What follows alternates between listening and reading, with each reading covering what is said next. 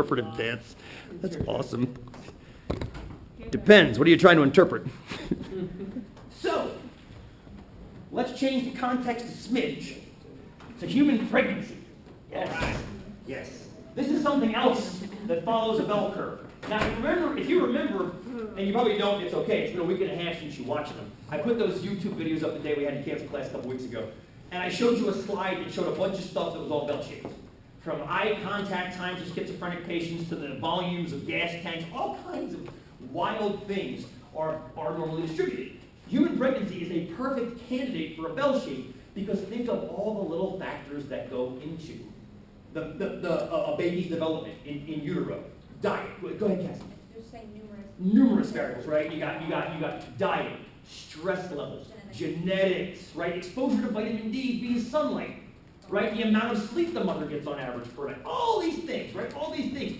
Environmental toxins or lack of toxins, whether they smoke, whether they don't smoke, whether they drink, whether they don't drink, secondhand smoke versus I guess firsthand smoke. So all these variables contribute in little tiny ways and create this beautiful little bell-shaped curve that results in gestation lengths. So, and these numbers aren't uniformly accepted, but these are the ones that are closest to the ones that I see most of the time. On average, you've got a bell curve with an average of 266 days, so there's your middle, and you've got a standard deviation of 16 days. So let's go over to this sideboard. Let's come to this sideboard, and let's draw that situation so we know what we're looking at. Okay, so here we go. You got pregnancy length.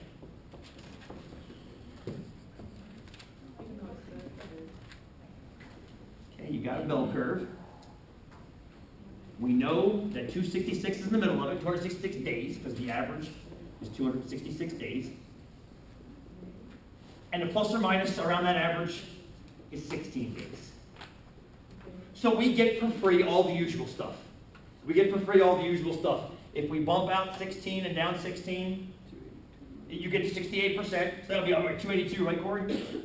282 down to, what, 250? So this is days on the horizontal axis. So 68% of your births exist in that 32-day period, right? Roughly probably two-thirds. If you bump out 16 more days up and down, you pick up the additional to 95%, and so forth and so on and so forth and so on. Fair enough? So what's great about bell curves is you get those percentages regardless if you're talking about headlights, pregnancy, IQ, Skittles, doesn't matter what you're talking about. You get those percentages for free. That's kind of rad. And what's cool about it too is we can answer questions like this. Let's talk about preemie births. Not to be depressing, but preemie births. So this is one of the classifications I've seen for, actually you can see that just fine. So the 5th percentile are termed preemie births. 5th percentile, preemie births. Okay? So good. I'm hearing some weak measurements over here. Good. Because the problem with that definition of a preemie birth is what? I don't know. You don't know what it is. You know that it's the 5th percentile, but you don't know how many days that is. That's the problem. You know what the area on the curve is, but you don't know the number of days. Is everybody seeing the problem with defining it this way and leaving it like that? Yeah. That's a bit of an issue. So let me ask you a question. What kind of a problem is this for us to solve?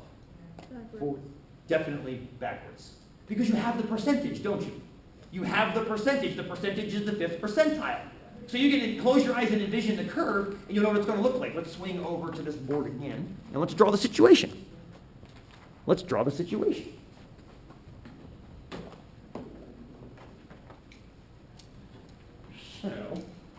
So this is the pregnancy curve, which is great. We need this, of course, because we want to be on this curve. Somewhere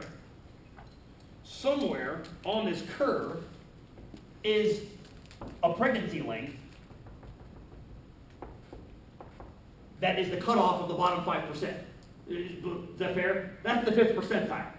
The question is, I don't know what it is. I don't know what the 5th percentile is. I know it's there-ish, and I know it's there-ish, but I don't know what the actual day is. So what I have to do is come over here, come over to my standard normal curve, and put what in the middle of it? Yes! Thereby making it standard normal. Yes, very nice. So I come down here to -1 and here to +1, and so forth and so on and so forth and so on, and I get all my percentages. But that's a tedious way of doing it, by going by 1 and 2 and 3 and 4. That's kind of annoying. It's much better to just go directly to what we need. And what we need, this is the beauty of it, is exactly the same place that is on this curve. There's a z-score somewhere down there that cuts off 5%. Our job, find it. How are we going to find it? You're going to use the normal. Once you know either the percentage or the z-score, that's all you need. Then you can go to the normal. But you have to be on this curve. You have to be on this curve to use it. That's the kicker. You have to be on that curve. So now we are. Let's throw this back up to the front. And let's go back up here. We're at TI. Yep. Love it. So programs to normal. Definitely backwards. Which way was shady? Left. I think it makes sense to go left, huh? You could go right, couldn't you? Doesn't matter. It doesn't matter. You will go right 95%, but I think it makes sense to go left 0.05. I think that makes the most sense. And there it is right there, just like we drew it, just like we drew it. Negative 1.64. What is the 1.64 again? I mean, the negative means it's left of average. Perfect, perfect, my friends. It's the number of standard deviations. So in other words, in order to be the 5th percentile, you've got to be 1.64 standard deviations down from average. That puts you in the 5th percentile. So let's take that and bring it over here. There we go. Like what I'm hearing over there, Corey.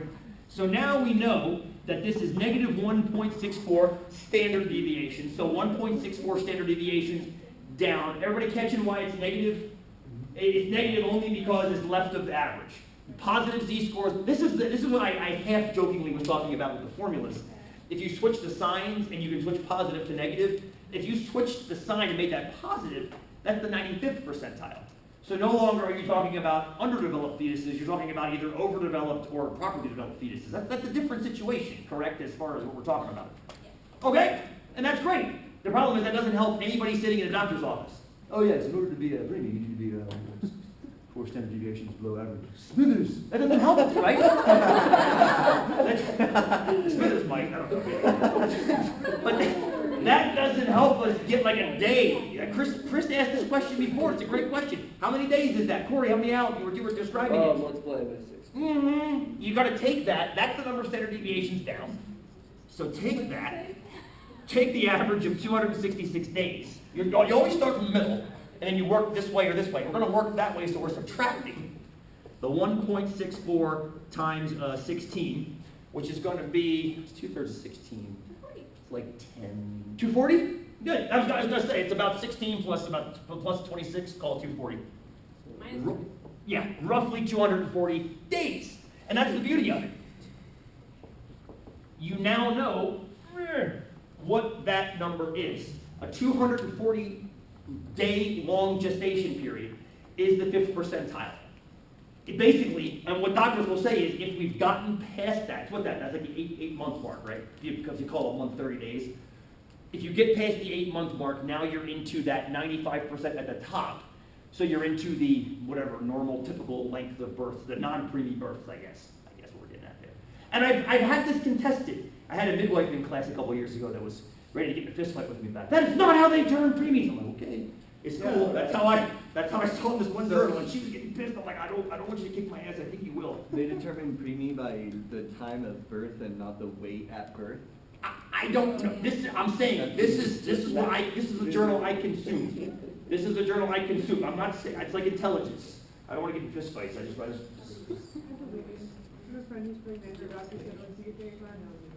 Oh my God, here we go. So the doctor told her once you get to 8 months, that agrees with this. But Tammy's saying, Just work out down the birthday. They just consider anything premature before 37 weeks, and it might be considered.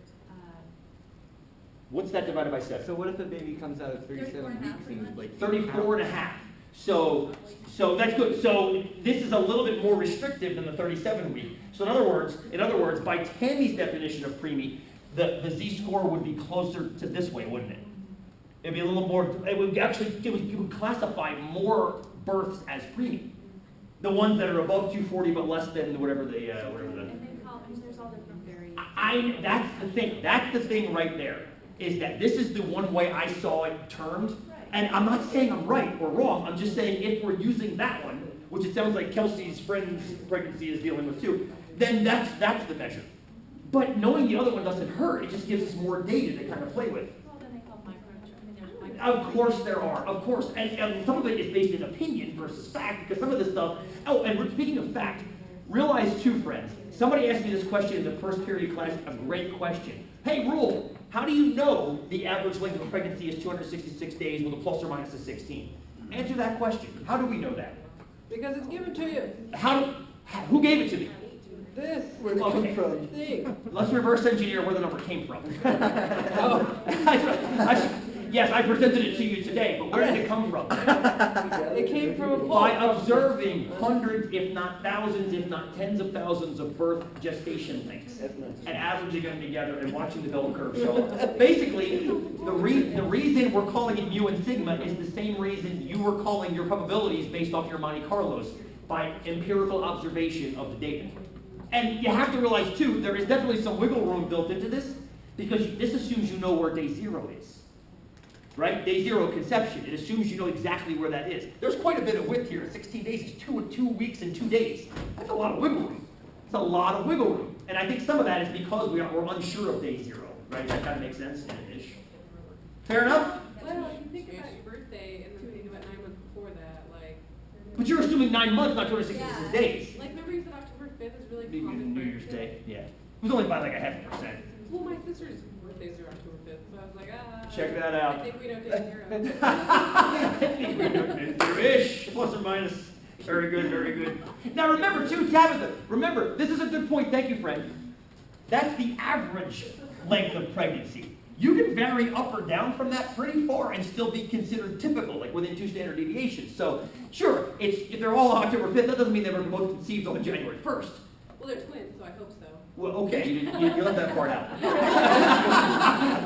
That's slightly less impressive now that I know that. But still, it doesn't mean that they were conceived on January 1st. It's somewhere around. They weren't conceived on Halloween. I hope not for your mom's sake. But they were most likely conceived around the holidays. There we go. Hey, holidays. Now, let's take a look. Next question, and then we'll leave the births alone, and we'll get into some, because I do want you guys to realize there's a little bit of fiction here. I have to pick examples where I know mu and sigma in order to use this methodology. Now, the beauty of it is we know mu and sigma for a lot of things, but there are a lot more things that we don't know mu and sigma for, and that's the last thing we'll do in this class is figure out how to deal with that situation. You don't have to know them, but you can still figure them out to within a certain tolerance. We'll get to that. All right, so back up to pregnancy for the time being. Here we go. Ready? The opposite of a preemie birth? Well, or induced labor. Fat baby. That's what you said, fat baby. The opposite of preemie, fat baby. I heard fat baby. That was really cute. I got this great visual of my sister. 10 pounds when she was born. I was 9. I was 9'1" or something like that. both like born. We were born, yeah. Oh, wow. Oh, yeah. You need to send your mother, you need to send your mother flowers on your birthday. I'm Italian. I send her flowers constantly. On your birthday, you need to send your mother. I should send her a little black card on the conception day. I'm sorry, Mom, you had to go through that. I should have thought twice. There we go. Sorry, Mom, probably heard that too. She watched my videos, religious. I'm sorry, Mom. I love you. I'll play this weekend. Forwards or backwards? That would be forwards. How? Why? Tell Because you me. have not provided us a percentage. Good. So that's one way of identifying forwards versus backwards is look and see if there's a percentage up there. None is given. As a matter of fact, not only is none given, I'm asking you to give me the percentage. Am I not? Find the probability that they exceed the 2 weeks past the due date. Can you see that? Yeah. Less than 1 standard deviation, right? Nice. Very nice, Tabitha. The first thing she noticed is, wait a minute, 2 weeks is 14 days. That's less than 1 standard deviation above average. That's not that far out. Nice. Let me give you the motivation for why I care about this problem. When Jen and I decided to have Max, I noticed something that was troubling. Every female that got pregnant in my neighborhood was induced. Every single one. This is like 5 or 6 women that all got pregnant and had their babies in St. Charles were getting induced. I'm like, what the hell? Is it Ben, or is it just human? And I said, I don't know. Now, it's hardly a random sample, right? Hardly a random sample. Folks that get pregnant in northeastern Bend is hardly a northeast Bend is hardly a random sample. But it made me interested. I'm like, wait a minute. Assuming these constraints, what is the chance of induction? So what's the chance that a pregnancy just goes 2 weeks past average? And my gut feeling was that it's probably pretty high based on what I was seeing in my neighborhood. So let's go over here and analyze it. I love what Tabitha said. She's like, it's not even one standard deviation out. It's right. So, Mm-hmm. Go ahead. this doesn't really have anything to do with the math portion of it. Go ahead. Do they only let women go so far past their due date before they have to? I want to ask for input on this one because I haven't gotten, I get different answers depending on who I ask, and I'm a little gun shy after the midwife almost kicked my ass.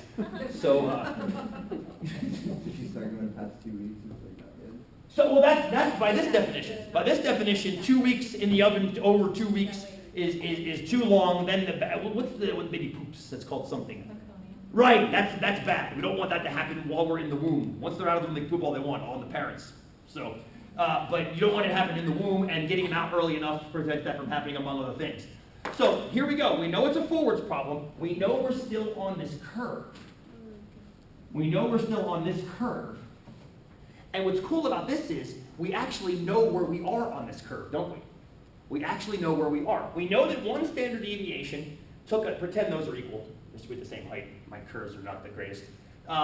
Is 282 down to 250. Although we don't even need this side because we're talking about pregnancies that are too long. So 280. Exactly. So we're going to come out to 280, which is exactly the 14 days past this.